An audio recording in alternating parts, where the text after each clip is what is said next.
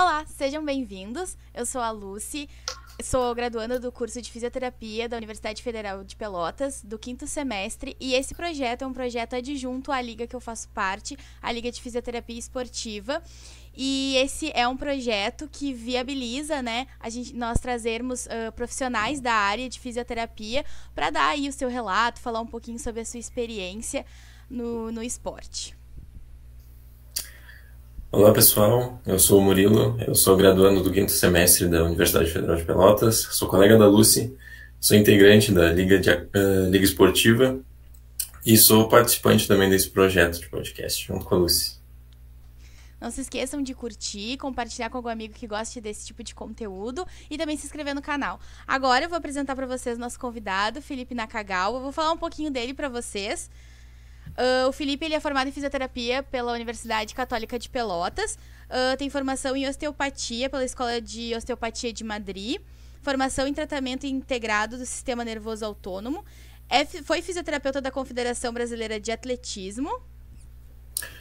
Além disso, ele também foi fisioterapeuta da Confederação Brasileira de Pádel, atualmente, fisioterapeuta da Sojipa, que é a Sociedade de Ginástica de Porto Alegre. Atuou como fisioterapeuta do Grêmio Esportivo Brasil de Pelotas, de 2007 até 2020, e é proprietário e fisioterapeuta do Núcleo Integrado de Saúde Nakagawa. Agora eu vou deixar ele se apresentar um pouquinho aí para vocês. Tudo bem? Então, praticamente o meu currículo acaba sendo esse. Dentro da minha graduação, eu sempre fui ligado à parte esportiva, né? Fiz todo o meu estágio no futsal da Católica, durante um período de 2003 a 2007. Depois, realmente, em 2007, já integrei ao futebol, né, ao Brasil de Pelotas, que eu acabei me desvinculando em 2020. Mas foi a minha maior experiência esportiva foi dentro do futebol. E dentro desse percurso, teve a convocação para a Seleção Brasileira de Atletismo, 2010, e 2017 pela Confederação Brasileira de Pádel. E é o que a gente ainda acaba atuando mais forte até hoje. Então a gente vai começar um pouquinho com as perguntas. Hoje o nosso assunto ele vai ser relacionado a isso, né? Qual é o papel, qual é o caminho, né, que um fisioterapeuta levou na experiência do Felipe até chegar à convocação né, das equipes da seleção brasileira. Pode começar. Bom, então, tu comentasse agora com a gente a questão do estágio e questão do trabalho no Brasil, né, logo em seguida, e queria te pedir então que tu comentasse um pouquinho mais sobre essa questão da atuação na fisioterapia esportiva mesmo, dentro da graduação e depois desse acesso à fisioterapia esportiva num segundo passo ali no mercado de trabalho já. Como foi para ti essa experiência e como se deu isso? Já. Sabe que eu sempre tive mais afinidade dentro da fisioterapia, como ela tem um leque de possibilidades de atuação, a parte esportiva que realmente fez mais sentido para mim, sabe? Então, quando a gente fala do que gosta e a gente começa a se engajar de ações na área esportiva, as oportunidades acabam aparecendo, né? Não vai acontecer uma convocação se eu não estiver no meio esportivo. Então, eu acho que, independente, a gente está falando de esportivo, mas independente do que vocês realmente gostem como acadêmicos na área de fisioterapia, já comecem a se envolver com a área que vocês têm mais afinidade. As oportunidades certamente vão aparecer. Há momentos só que a gente não sabe quando isso vai acontecer. E para mim foi um pouco precoce. Eu me formei em 2007, metade de 2007. E nisso já tinha um médico do futsal da Católica, que já era o médico do Brasil de Pelotas, e, no entanto, naquele ano não tinha fisioterapeuta no clube. E aí aconteceu um convite. Não tinha muitos fisioterapeutas envolvidos com a parte esportiva em Pelotas. E ele disse, olha, preciso de um fisioterapeuta que seja engajado com a parte esportiva, e ele precisa ter uma certa maturidade, algumas especialidades, que foi onde eu fui buscar. Então, por coincidência, eu fui o mesmo médico da Seleção Brasileira de Atletismo. Para ser convocado no meio tanto do futebol quanto do atletismo, no caso, tu tem que já compor alguma parte de algum clube que seja realmente filiado, né? Então, por isso que eu sou filiado a Sojipa, onde tem o atletismo na Sojipa, para tu ter uma oportunidade de ser convocado pela Confederação Brasileira de Atletismo. Então, aconteceu primeiramente algumas atuações pela Sojipa, envolvimento a respeito do atletismo, conhecer o esporte, saber das lesões mais típicas de cada modalidade do atletismo, para depois acontecer realmente a convocação para o atletismo pela Confederação. E aí essa primeira experiência aconteceu lógico, não foi com a seleção principal, né, foi com a categoria de menores, que vai até aproximadamente 17 anos. E a gente foi para Minas Gerais, depois, e aí ficou praticamente de sexta, sábado, domingo, então a gente atua mais na parte do evento de atuação, a gente não tem um acompanhamento prévio, né? É diferente de uma atuação de clube. Clube, tu sabe como é que foi o treino do atleta, como é que aconteceu a lesão, como é que tu soluciona e tem um plano de tratamento em um determinado tempo. Quando são eventos pontuais, como essas convocações, a preparação muda completamente. Tu não tem um histórico prévio de cada atleta e tu faz a atuação realmente no local pela necessidade de urgência, né? Então ele muda um pouquinho a questão do conceito em relação à questão de preparação. Mas, e por isso que a parte da terapia manual, que eu já estava cursando a osteopatia ela tem uma formação de 5 anos pela Escola de Madrid. Ela a resposta é mais imediata. Então, para esses eventos, ele é bem utilizado, sabe, em relação à terapia manual, do que a eletroterapia, às vezes, precisa de mais estímulos, de mais tempo para que realmente tenha algum tipo de efeito de cicatrização textual, enfim, ou um processo inflamatório local, para colocar o atleta em condições. E o entendimento da biomecânica, então tu tem que realmente entender todo o gesto esportivo de cada atleta e a mecânica da lesão, o tempo, qual é a necessidade da atuação, se tu vai atuar de forma prévia ou se tu vai intervir durante a competição ou se tu vai conseguir fazer algum procedimento pós-trauma, né, durante o evento. Então, cada momento tem uma intervenção fisioterápica que tu já tem que estar mais ou menos planejando isso. Mas depois de 2017 eu integrei a Cobrapa, né? Foi a convocação direto para o Sul-Americano no Chile.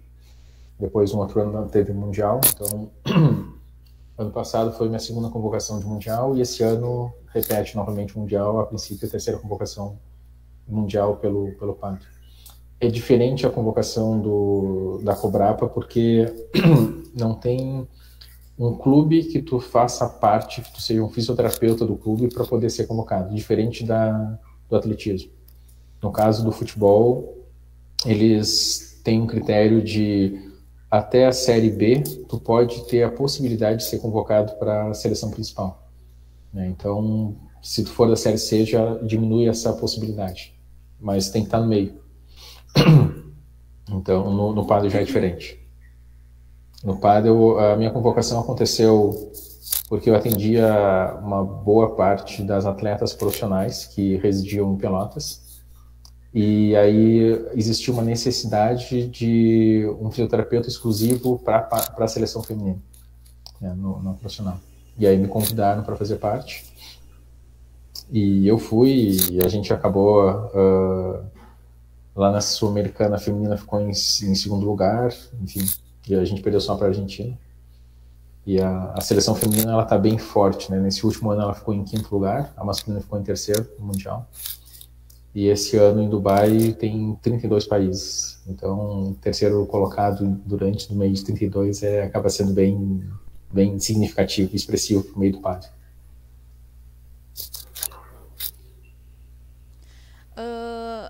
O senhor falou ali da osteopatia, né, que foi muito importante, né, logo que já estava na faculdade, aí foi fazer a formação, ou foi pós-formatura que tu resolveu fazer a osteopatia? Na verdade, naquela época, não sei se mudou essa programação em relação à inserção da especialidade durante a fase acadêmica, tá? Mas quando eu me formei, tu precisava mandar, inclusive, certificado de conclusão. Então, eles chancelavam a questão de tu ter o CREFITO e aí sim tu poder fazer a pós-graduação. Entendi. E o senhor acha que a osteopatia, então, foi o que abriu as portas, assim, para o meio ali esportivo, que deu mais oportunidade? Eu já estava no meio do esporte sem a especialidade da osteopatia. Mas eu te confesso que, por um meio imediato dessas convocações que acontecem durante um final de semana, ou no caso do pádel, que é uma semana inteira, tu tem muito pouco tempo para realmente solucionar algum problema. Na osteopatia, a gente tem algumas técnicas que traz tanto a questão da avaliação um pouco mais rápida, quanto o tratamento imediato, com poucas ferramentas, né, que acaba sendo praticamente mais as mãos.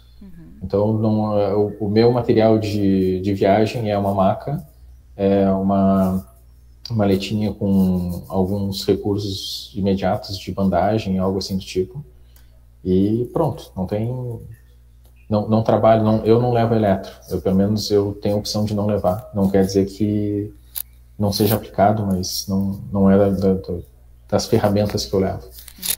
E aí, para mim, eu te digo que facilita bastante. Não necessariamente precisa fazer osteopatia para ser um fisioterapeuta desportivo, mas que tu tenha os pontos que eu acho que são importantes para ser um fisioterapeuta esportivo. A gente fala muito de perfil. É o perfil do fisioterapeuta que abre mão no final de semana, que abre mão de qualquer tipo de horário. Eu já tive que atender atleta na madrugada.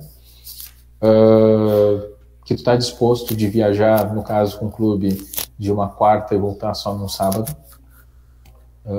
Então que tu abre mão de muitas coisas, do que tu tem um consultório fixo e tu não tem essa flexibilidade, sabe? Os eventos esportivos acontecem de forma comum no final de semana. Então, tu vai estar trabalhando no final de semana também. E aí entra a questão, tanto da disponibilidade, eu gosto muito de trabalhar dentro de um certo desafio, eu gosto de ser desafiado. O pessoal fala que tem uma lesão de uma patologia no qual esse atleta precisa, no jogo de futebol, de um tratamento de quarta para domingo, tem que colocar ele em condições de jogar. Imagina um tratamento de 3 dias e colocar ele apto para jogar. Se vocês errarem na condução, existe a questão do critério de substituição e vocês acabam queimando a parte técnica e tática do time por um erro de liberação do atleta, sabe? Então a gente tem uma importância bem grande nisso. Lógico que é um departamento multidisciplinar, então tem multiprofissional, então tem médico e outros profissionais que também entram nessa decisão, mas o acompanhamento diário da reabilitação acaba sendo do fisioterapeuta. No meio do pádel acontece algo muito semelhante, só que no pádel não tem substituição. Então, se tu errar na questão da estratégia do técnico dele colocar um atleta e esse atleta não ter condições de concluir o jogo, perdeu o ponto, perdeu o jogo. Então, a gente trabalha dentro de um limite de risco. E isso, para mim, é o que mais me motiva, sabe? Saber que o teu papel é tão importante que tu não pode correr o risco de exceder o estímulo para não sobrecarregar e, ao mesmo tempo, tu não pode ser muito leve, senão tu não vai estimular aquela reabilitação. Então, tu tem que trabalhar dentro de um limite que fique beirando a linha do risco. Essa questão, né, trabalhar num limiar muito tênue, ele, né, é uma questão bem chave. E aí, já que tu puxou essa parte do pádel, eu queria te perguntar também sobre a tua visão da ascensão no pádel, a visão que tem do esporte no Brasil. No Brasil, aqui no Rio Grande do Sul, ele é muito forte. Santa Catarina está começando a crescer mais, popularizar mais o pádel. Curitiba também ele é forte, né, ali no Paraná. Só que está começando a ter uma situação bem atípica, assim. Está começando a ter estados que nunca tiveram pádel, que está começando a inserir, e esses atletas estão se destacando dentro da seleção, e são de outros estados. Então, mesmo que a gente tenha a cultura do pádel, pela proximidade com Argentina e Uruguai, está começando a ter outros estados começando a ter esse tipo de critério. Ao mesmo tempo, quando começou a questão da visibilidade em relação a quadras de vidro, né, de cristal, ficou mais dinâmico o jogo e ele teve uma visibilidade maior, sabe? Ele ficou mais atraente, tanto para o público, que consegue visualizar toda a volta da quadra, do que era de alvenaria, que tu só tinha um limite, tu não conseguia ver o movimento do atleta nos cantos da parede, né? Então ele mudou um pouco a questão de visibilidade. Tem muitos atletas de tênis migrando para o pádel. Então o pessoal...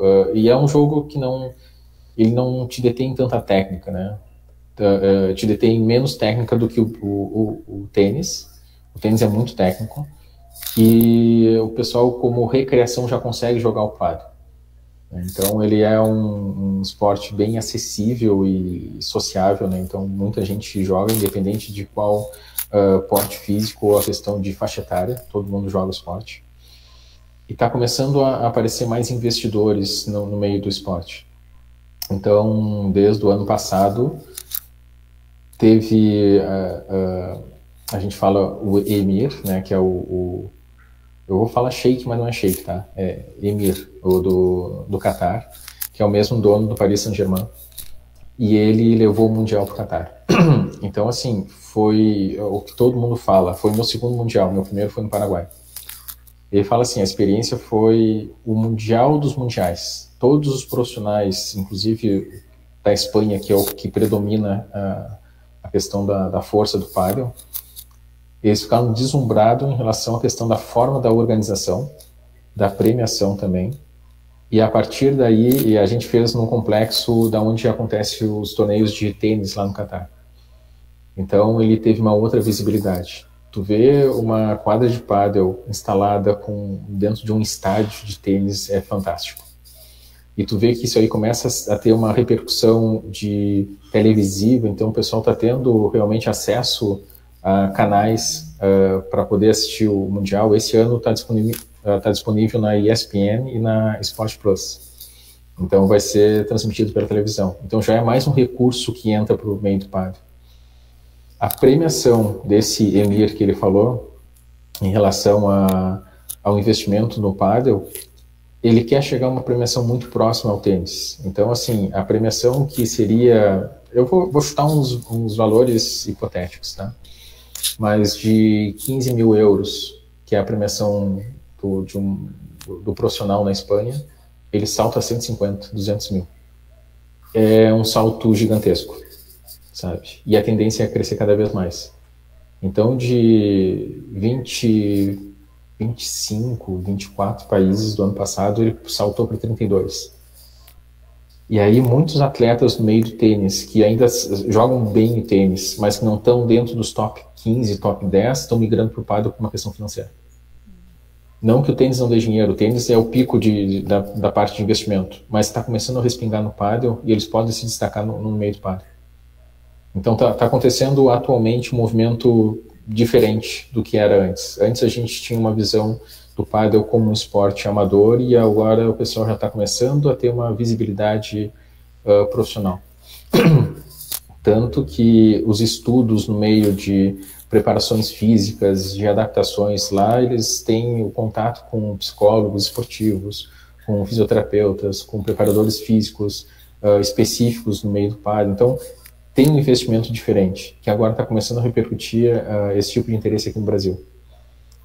Ano que vem já tem algumas propostas de fazer uma melhora no condicionamento físico dos atletas para realmente profissionalizar. Isso aí vem desde a base, então desde categoria de menores já vai começar a ser exigido isso.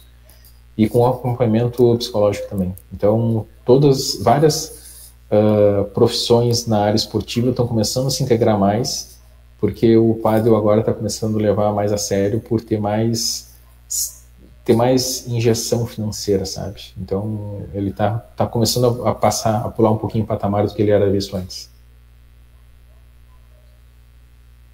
Agora, o senhor estava falando sobre a preparação, né? Que a preparação tem que ser da base. Então, esses atletas, eles são, né, acompanhados por um preparador físico, um fisioterapeuta. E eu queria saber como é que funciona essa ligação de contato entre o fisioterapeuta, que é da seleção, né, que é convocado, e o fisioterapeuta que é do atleta. Como é que vocês interagem? Joia. Sabe que a experiência que eu tive quando eu fui convocado para o atletismo não foi legal exatamente por isso. A gente não sabia o histórico dos atletas.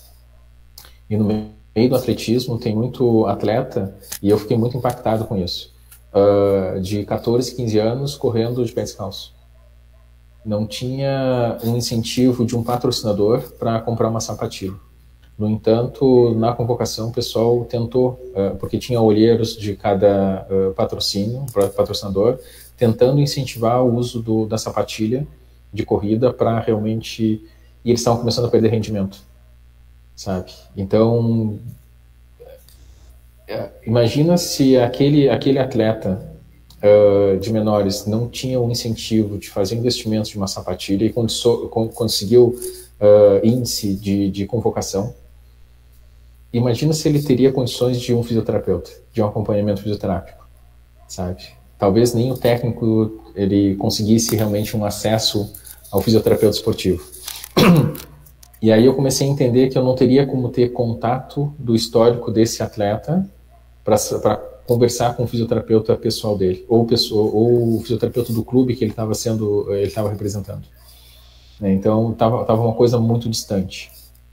Quando aconteceu a convocação para o pádel, a primeira coisa que eu fiz foi entrar em contato com todos os atletas que foram convocados e querer entender um pouco do histórico deles de lesão, até para saber se tinha alguém convocado com alguma lesão, não incapacitante, mas que tivesse algum desconforto, que eu pudesse estar melhor preparado para eles. E, ao mesmo tempo, eu pedi permissão para entrar em contato com o profissional que acompanha eles. Porque quando eu estou convocado e durante aquela semana eu estou acompanhando aqueles atletas, eu só sou uma extensão daquele tratamento, sabe? Eu não sou o cara que realmente estou atendendo os atletas de forma integral. Então, não adianta eu tentar quebrar a continuidade do tratamento e fazer um estímulo completamente diferente, mesmo sendo dentro da minha opinião, do que eu deveria fazer, mas que esse atleta não está adaptado com esse tipo de estímulo, sabe? Eu vou modificar completamente a questão do estímulo com aquele atleta. Então, nada mais prudente do que entrar em contato com cada fisioterapeuta desses atletas para saber como é que está sendo histórico, ficar à disposição do que eles querem que a gente dê continuidade lá, para saber qual é o ponto de tratamento que eles ainda estão percorrendo, sabe? Para a gente conseguir dar continuidade. Pós-evento, acontece esse novo contato novamente com esses físicos para dizer, olha, então tá, aconteceu assim, assim, assim, aqui no Mundial, no PAN, enfim. E ele criou alguma lesão diferente devido a algum tipo, algo traumático, enfim. E a gente repassa essa evolução para esse fisioterapeuta para ele continuar a fazer um tratamento contínuo, né? Então, a gente, mesmo sendo convocado, a gente não ignora a opinião dos outros fisioterapeutas que estão acompanhando os atletas, sabe? Eu sou fisioterapeuta da seleção naquele momento. Então, eu tô naquela posição momentaneamente. E eu não tem como a gente negar a continuidade do colega que já está fazendo esse trabalho. Só pra gente entender rapidinho. Então, no caso, quando é convocado um médico, um fisioterapeuta. Como é que é a formação da equipe? Certo. Eu vou te passar assim, pela profissional, tá? Eu sou convocado pela seleção brasileira de pádel, pela seleção feminina. Não quer dizer que eu vou negar algum atendimento da masculina. Não tem isso.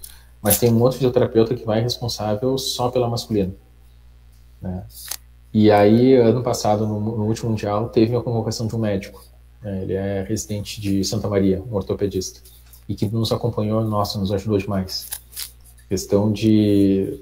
Tem muitas coisas que às vezes a gente fica um pouco limitado, mesmo que tenha uma avaliação cinético-funcional, mas tem alguns critérios clínicos que não nos competem, que realmente a gente tem necessidade de um médico para dar esse tipo de suporte. E essa comunicação foi muito bem restrita, assim, sabe? Ele entender o que a gente faz, a gente compreender o que ele faz e qual a necessidade dele dentro da seleção. E esse ajuste, eu acho que acelerou, e foi engraçado porque tiveram duas atletas que vieram de lesão, estavam na Espanha e foram direto estão vindo de competição, inclusive. e foram direto para o Catar. E elas já estavam em contato comigo, já para dar continuidade em relação ao tratamento. E o médico já estava pronto para atender. E um relato de uma das atletas, ela disse, a sensação que eu tive foi que eu estava lesionada há um bom tempo, já tinha uns 3 meses com aquela lesão. Em uma semana, a intensidade, a forma como foi intensificada o tratamento durante aquela semana, reabilitou. Não é uma coisa, não é algo comum, né? Foi um estímulo de continuidade, mas um estímulo um pouco diferente, e talvez a frequência desse estímulo pode ter acelerado um pouco, mas uma lesão dela que já estava começando a ficar crônica, sabe? E a gente conseguiu reabilitar durante o processo de uma semana e ela competindo ainda. Então foi bem interessante o relato dela falando a respeito da físio. Mas são 2 médicos, é um médico, 2 fisioterapeutas na profissional. Na categoria de menores. Cada delegação, a masculina e a feminina, tem sua equipe. Então, tem o fisioterapeuta da feminina, tem o fisioterapeuta da masculina, tem nutricionista e psicólogo de cada masculina e feminina de menores também. E a gente está trabalhando para que tenha um educador físico e um nutricionista esportivo e provavelmente um psico na profissional. Mas daí vai ser um de cada para dar suporte para as 2 delegações, a masculina e a feminina. É legal ver essa parte da integração multiprofissional, né? Que a gente vê muito, pelo menos trabalham muito na graduação agora com a gente, que é a importância disso de efetivar o processo, né? de tratamento do atleta e ver como se integraliza junto, né? A gente vê mais na parte teórica, mas é legal ver a experiência assim, porque que nos traz a realidade de como isso funciona realmente. Eu digo que a gente vai amadurecendo no meio esportivo e até uma questão de carreira. Às vezes o que atrapalha é uma questão de ego, sabe? A gente acaba achando que a gente domina e que a gente resolve tudo sozinho, e a gente sabe que a gente tem as nossas limitações, mesmo tu pincelando um pouco do conhecimento em outra área, mas tu não é responsável por aquele critério, sabe? Então, e às vezes tem algumas afinidades desses profissionais que entendem que não tem concorrência, que não tem uma questão egoísta de assumir a responsabilidade unicamente do atleta, e se a gente entender que todo esse ajuste é em prol do atleta, funciona, sabe? E, independente de quem resolveu. Devido ao profissional X, foi ele quem me colocou, foi o contexto. Foi um pouco de cada. E no esporte a gente fala exatamente isso. Se tiver 2% que a gente possa colaborar para o atleta, já é um percentual bem significativo, sabe, de alto rendimento. Então, que eu tenha uma colaboração de 5%, 10%, não tem problema. Mas que eu sei que a minha capacidade conseguiu realmente te auxiliar naquele momento, sabe? E, às vezes, a satisfação de tu saber que tu está engajado, envolvido, que o resultado aparece pelo atleta e o respeito que o atleta tem contigo é muito gratificante. E a gente fala uma questão de valores, né? E eu acho que um dos maiores valores e o maior fato de ser valorizado realmente é por isso.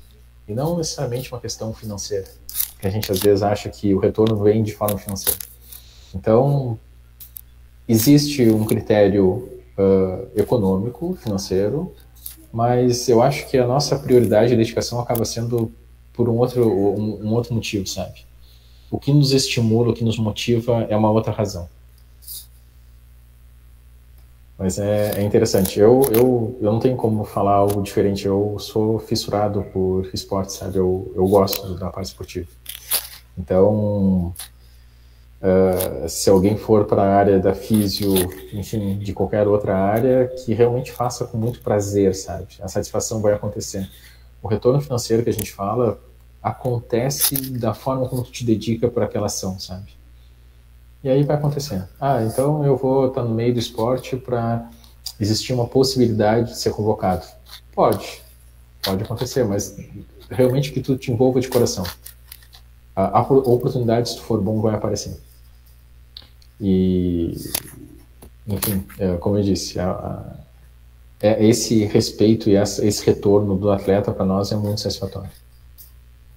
Agora o senhor falou de remuneração e eu acho que é muito importante também para quando nós que estamos quase nos formando, quase não, a gente está na metade do curso, mas vamos nos formar.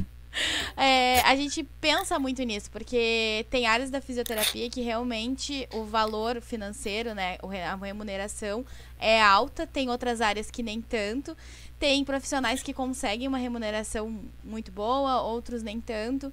Então, a gente gostaria de saber mais ou menos se ser convocado foi um divisor de águas aí na questão financeira ou não, como é que...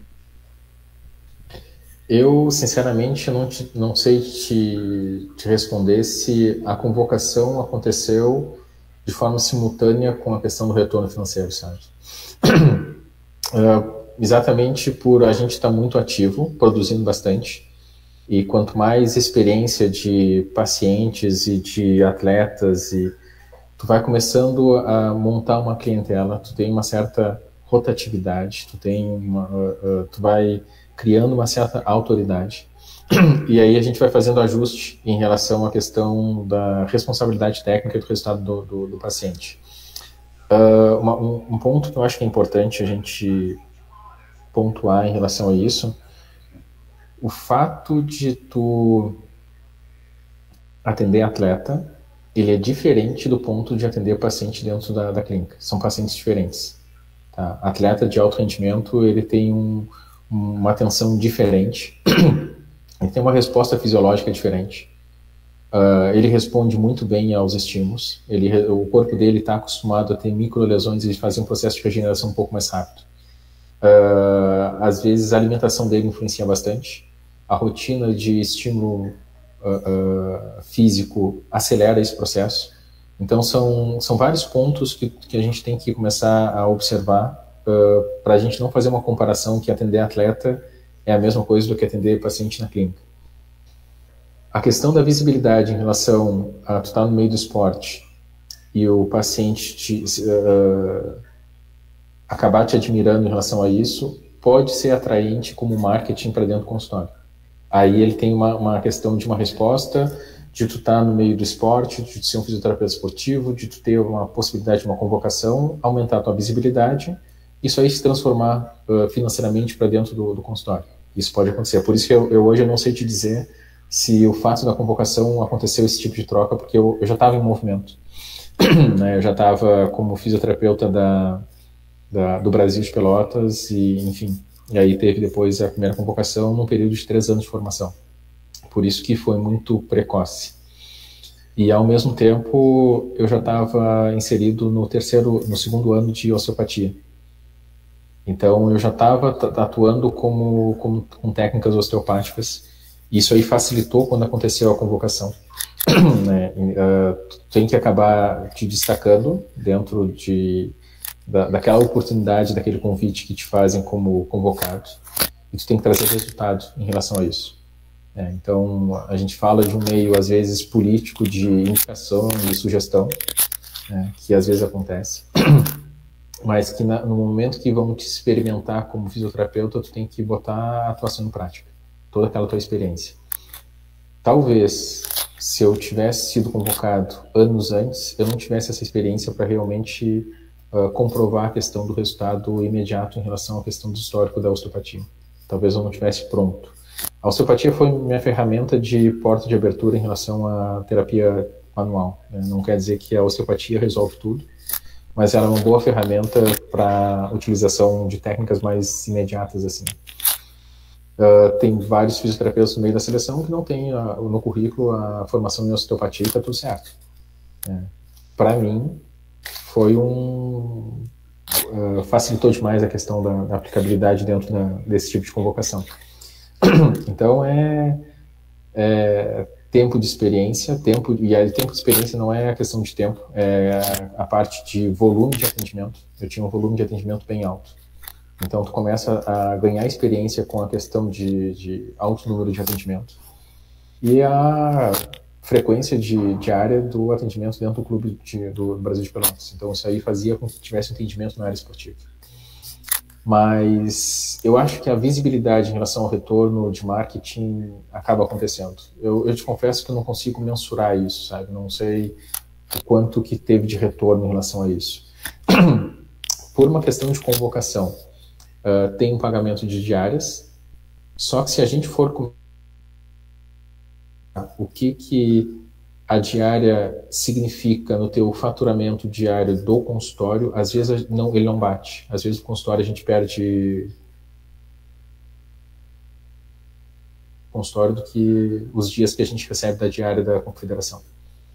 Então, se tu me perguntar assim, tu ser convocado é bom para a clínica, para a parte financeira da clínica? Não, não é bom. É uma semana que eu não faço uma produção significativa, financeiramente eu não consigo bater a média de faturamento semanal que eu fico convocado, que é a viagem. Mas por um ganho de experiência que tu vai ter de critério de um mundial, de fazer um atendimento de atletas de alto nível, isso aí tudo agrega ao teu conhecimento e à tua prática, sabe? Então, várias vivências e experiências que tu tem nesse momento, ele agrega no teu profissional. E o profissional vai repercutir dentro da clínica. E daí vai ter a parte do retorno financeiro por alguns insights que tu teve de algum momento, de alguma experiência dessa, de alguma convocação, que tu fez uma aplicabilidade muito semelhante dentro da prática clínica, e ele surtiu o efeito e tu teve sucesso. Aí sim. Aí é aquele paciente falando bem de um resultado mais rápido por um insight que tu teve em alguma experiência desse tipo de convocação. Mas no meio esportivo, se vocês forem me questionar a respeito de salários de fisioterapeutas que estão engajados, eu tenho poucos contatos com fisioterapeutas de seleções ou de clube de futebol, mas clube de futebol de Série A, que é onde gira bastante movimento financeiro, o pessoal às vezes não chega a atingir 10 mil reais e de dedicação exclusiva. Então, se caso tu sair da fase acadêmica e ser inserido num clube de futebol de Série A de forma imediata, é excelente. Mas o problema é que tem uma questão de experiência durante esse processo, tem uma questão de inserção no meio do esporte e não é tão fácil assim. Então, às vezes, esse fisioterapeuta, até entrar lá, pode estar com um salário maior dentro da clínica ou do consultório do que realmente dentro de uma equipe ou um clube de esportivo. Tentar conciliar os dois... Aí você tem que fazer um cálculo do que é a hora trabalhada de vocês. Então, hoje eu digo para vocês, aqui na clínica eu tenho um rendimento menor quando eu sou convocado. Daí naquela semana eu digo para vocês que financeiramente para a clínica não é interessante. Mas depois, em relação à questão de experiência, acaba tendo retorno. E tem que saber usar um pouco melhor a questão do marketing. Que eu confesso para vocês que eu não sei. Mas tem gente que usa bastante, mas eu não... é um perfil da área da FISI, sabe? É difícil a gente falar bem da gente mesmo. Então, eu quando converso com os outros fisioterapeutas, eu já vi que é um perfil do profissional, sabe? A área da saúde, a gente se expor e falar bem da gente é um pouco mais difícil. Fazer propaganda da gente. Gostaria muito de agradecer, realmente, ter topado, né, tá disposto a conversar com a gente, ter topado, né, projetos futuros também com a Liga Acadêmica, isso é muito bacana. Queria convidar também que o Felipe Nakagawa vai estar dando um mini curso no simpósio, que é o 41º Simpósio Nacional de Educação Física e o segundo encontro da fisioterapia, que vai acontecer do dia 10 ao dia... Não, do dia 9 ao dia 11 de novembro, agora em 2022. Então, se tu estiver vendo essa live agora, nesse momento, você pode se inscrever. Então, gostaria de falar mais alguma coisa? Eu agradeço muito o convite, a iniciativa da Liga Esportiva. Acho que é interessante a vivência nessa questão de experiência de liga, sabe? Compartilhar a questão de artigos, ficar sempre ligado à questão de evidência. E a parte da evidência ela é fundamental para a gente conseguir conciliar com a parte prática, sabe? E no meio esportivo, isso aí acaba ficando um pouco confuso e às vezes de forma empírica são aplicadas algumas coisas no meio do esporte por ganhar muita visibilidade e a gente não conseguir fazer essa aproximação com a parte esportiva de evidência. Então, sempre que puderem dar uma pesquisada e começarem a conciliar a parte científica com a questão prática, vai agregar demais a questão da formação de vocês. Muito obrigada, realmente, pela conversa, pelo papo. Com certeza os alunos da fisioterapia vão aproveitar muito. Então é isso, pessoal. Se inscreva, curte e compartilhe aí com algum amigo. Até o próximo episódio. Tchau. Tchau. Tchau.